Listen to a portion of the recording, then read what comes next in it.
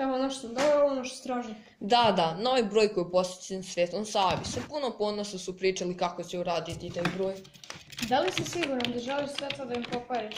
Nije to baš lepo, trudili su se dosta. I ja sam se trudio da objasnim njihovom uredniku da je Maja moja devojka, pa se opet zaljubila u njega. A ti, da li si njihov ili moj drug? U redu, nisam ništa rekao.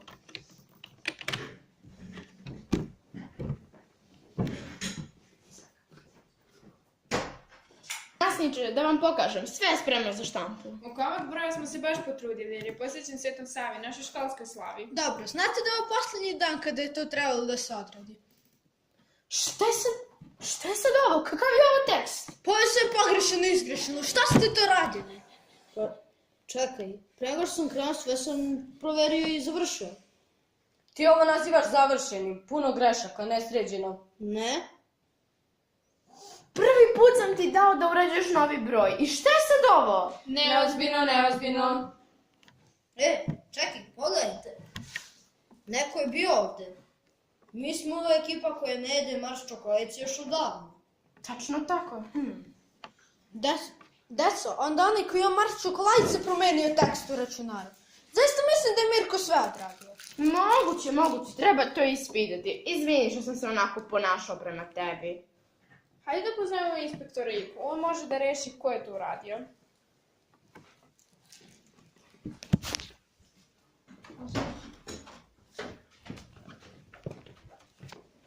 Mislite šta se desilo u redakciji našeg školskog časopisa? Provalili su neki čudni provalnici. Kažem čudni jer nisu odneli ništa. Baš smo se zaprepastili. Ti si nova u našoj školi. Pa da ti objasnim. Redakciju smo pokrenuli pre nekoliko meseci sa nastavnikom Mišom. Mirko, Dora, Lena i ja.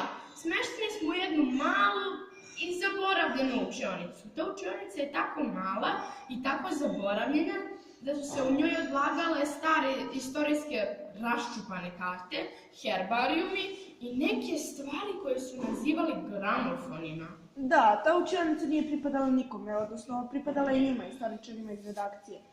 Nastavnik Miša je u poslednje vreme bio previše zaudet, pa je Jovan postao glavni urednik. Spremali su novi broj i posvećen Svetom Savi, usred praznika. Shvatam, pa zbog čega ti to uradili?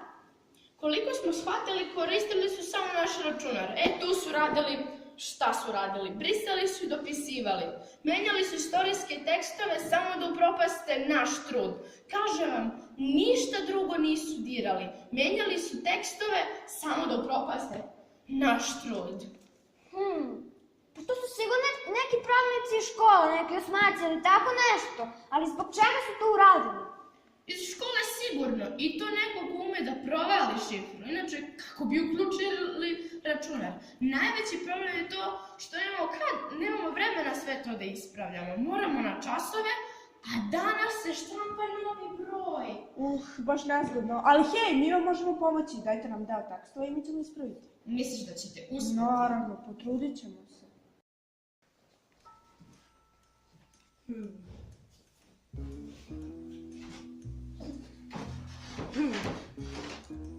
Izgleda da nisu ostavili puno tragova. Bilo ih je trojica. Na ovakvim računarima postoji jedna metoda u kojoj možete otkriti svačiju šifru. I prolaznici su to sigurno znali. Ali samo jednostavno nije jasno zašto nisu sva obrisali. Pa, to i nama nije baš najjasnije. Zašto jednostavno ništa su sve uništili? Osim ako neko nije želeo da nas osramoti pred čitavom školom. A da li imate neku ideju ko bi to mogao biti? Da li ste se posvađali sa nekim? Nismo, ali možda je neko ljubomoran. Šta je tu? Mi sad moramo zajednički snagama da pokrenemo grešku. Hajde, idemo da radimo.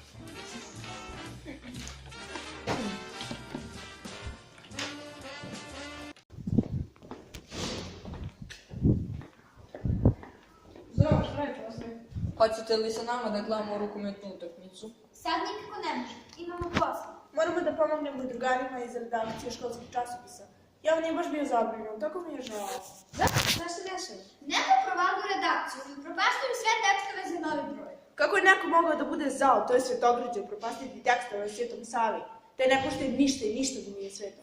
Treba da ga bude sramota. Ali srećom, oni imaju prijatelje spremni da im pomognu. Ništa niste postigli ti zlobnici. Ma samo da im kaže. Ništa onda radi.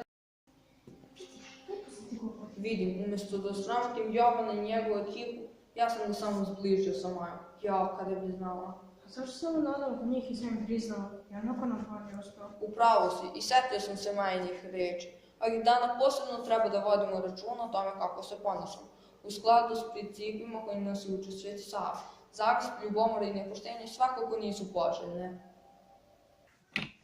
Imamo nešto da vam priznamo. Mi smo vam upropastili tekstu za novi broj.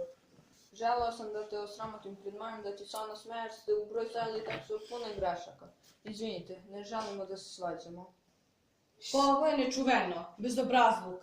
Zašto se nisi potukao sa njim? Izazvao ga na dvoboj kao u srednjem veku, a ne da nam svima upropastiš trud. Čekaj, a na kraju ja da ispem kriv, a? A? Šta reći, stvarno ste uradili loše delo. Kako se ja odmah nisam sjetio da je to Nemanja? Marš čokoladice, šifra, jao. Šta reći? Šta reći? Pa reci već jednom, nema to izvinite, tužit ćemo vas kod direktora pa neko on odreti kažnje. Možda vas čak i izbaci iz škole. Leno, približava nam se jedan od najsvetijih dana, Sveti Sava, školska slava. U skladu sa Svetosavljem treba da praštamo. Zbog toga, drugari moji, prihvatamo izvinjenje. Da li se slažete? Slažemo! Ali da ih naučimo koje su to vrednosti u životu i da to ispišu po 10 puta i nikada ne zaborave.